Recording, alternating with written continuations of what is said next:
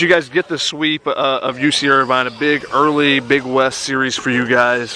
What went into it for you to find a way today when Trenton Denholm was pitching really well early? You get a big inning and you hold on at the end.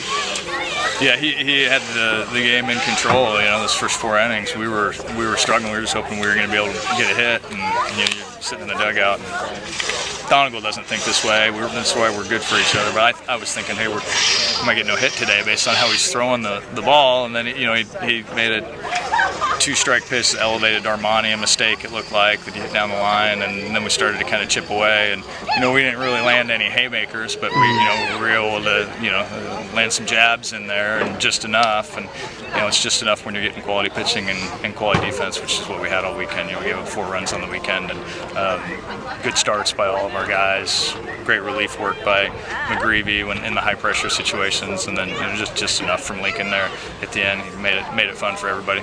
Chris Lincoln seems to always make it exciting. He's got that true closer mentality, it seems like, where you got to get somebody on and get it real intense before he's ready to get going fully. Yeah, I'd like a little more Trevor Hoffman and a little less Mitch Williams. Yeah, the stuff looked good today. I didn't see the radar gun readings, but it looked like he had a good fastball, and the slider was really good there at the end that he went to get out of that jam. So as he continues to fine-tune what he's doing, and we had 0-2 on the leadoff guy and a chance to put him away and couldn't put him away, ended up walking him.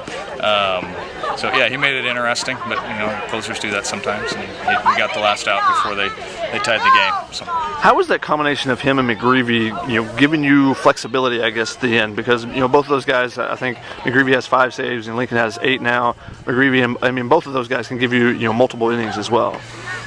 Yeah, and McGreevy's more of a wiffle ball strike thrower. He'll probably be a starting pitcher down the line for us next year. We have a tendency to kind of use him a little bit more early in the game when we get a chance to, the moment of truth, and when he can extend a little bit and give our offense a chance to work. And we're trying to tee it up for Lincoln a little bit more, where he can kind of come in and blow the doors off people.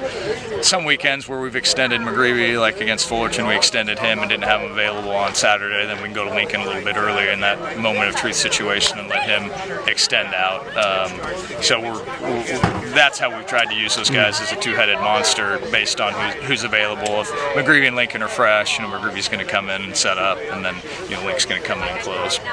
With today, you get 3 runs and it's the bottom of the lineup. How valuable is it? You've had guys like Yang and Rowan have been driving the offense this year, Jew and Smith, but the bottom of the lineup for them to produce some runs. What does that kind of tell you about this group and the way they're playing right now?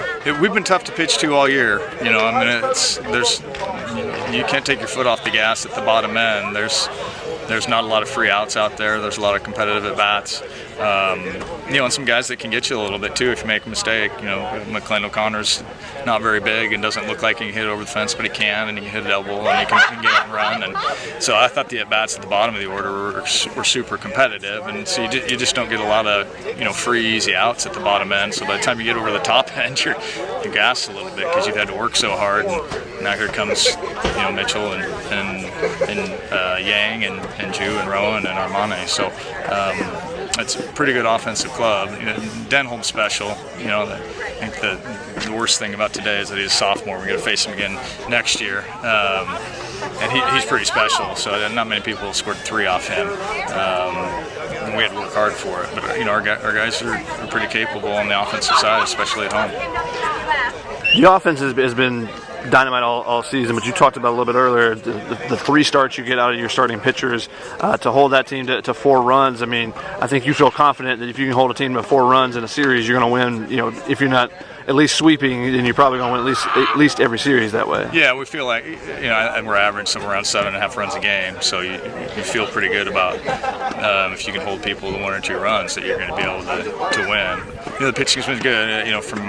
We gave up 2 at Pepperdine and none last Sunday, so I think we've given up 6 runs in the last 6 games or something like that. So they've done a good job, and they've been good. They've been good all year for us. We've thrown the ball well, and the starters have done a nice job for us. This was, I thought in terms of a whole weekend, the best weekend we've had from a starting pitching, relief pitching, defensive perspective.